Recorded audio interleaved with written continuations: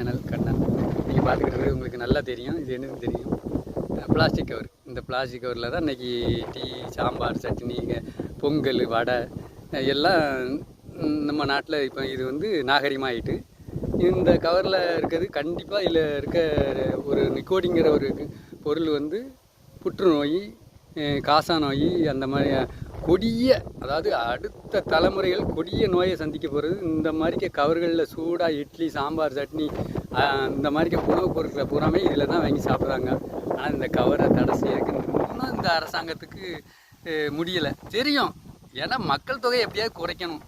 இதை வாங்கி சாப்பிட்டுட்டு பல கோடி பேருக்கு இந்த மாதிரி கொடிய நோய்கள், அதாவது நுரையீரல் புற்றுநோய், டிபி, சுகரு, இந்த மாதிரி கொடிய நோய்களுக்கு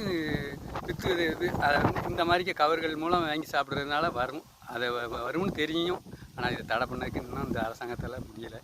நன்றி, வணக்கம், மீண்டும் சந்திப்போம்.